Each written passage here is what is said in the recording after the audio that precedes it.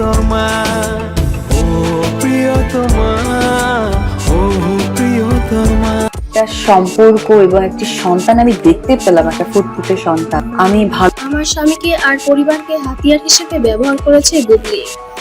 সবার সামনে এবার এসে টিভি প্রোগ্রামে মুখ খুললেন হলিউড কুইন অপু বিশ্বাস। হ্যাঁ বন্ধুরা, মানুষ, আমার ডিগনিটি থাকলে আমি তাকে বলতাম যে উই আর গুড ফ্রেন্ড। হঠাৎ করে অপু বিশ্বাস যেন আর সহ্য করতে না পেরে এবার লাইভে চলে আসলেন এবং একটি সামাজিক যোগাযোগ মাধ্যমে মুখ খুললেন। বলেছিলেন যে আমার স্বামীর ওপর যদি তার কুনজর না থাকবে তাহলে কেন সে শুটিং সেটে কেন বললো না we are good friend. Good friend, তুমি ভালোভাবে কাজ করো, আমার অলওয়েজ এটা থাকবে। এটা শাকিব খানকে বলা উচিত ছিল, তাহলে তার ডিগনিটিটা বোঝা। তাহলে ও যদি বন্ধু হিসেবে সাকিবের সঙ্গে পাশে থাকতো তাহলে তো আজ এত কিছু হতো না। আমার ফুটফুটে সন্তানের মুখের দিকে তাকিয়ে কি তার একবারও বিবেক তারা দেয়নি?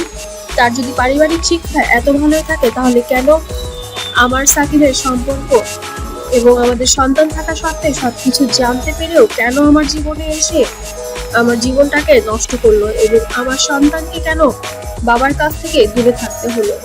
বুবলি যদি এত ভালো ঘরের মেয়ে হবে তাহলে কেন সে পরকীয়ায় জড়ালো সাকিবের সাথে?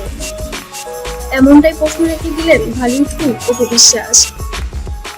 তবে বুবলি বরাবরের মতোই সবার কাছে মায়া কান্না কেঁদে এসেছে এবং বলেছে ইন্ডাস্ট্রিতে কেউ আমাকে বলেনি সাকিব বিবাহিত এবং সাকিব অপুর সম্পর্ক আছে বা তাদের ঘরে একটি সন্তান আছে।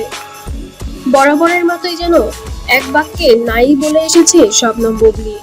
তবে অপর পক্ষ থেকে অপু বিশ্বাসের বক্তব্যটা ছিল যেন অভিন্ন, যে সারা বাংলাদেশের এবং এফডিসি সবাই জানতো সাকিব আমার সম্পর্ক, তাহলে সে কিভাবে জানলো না?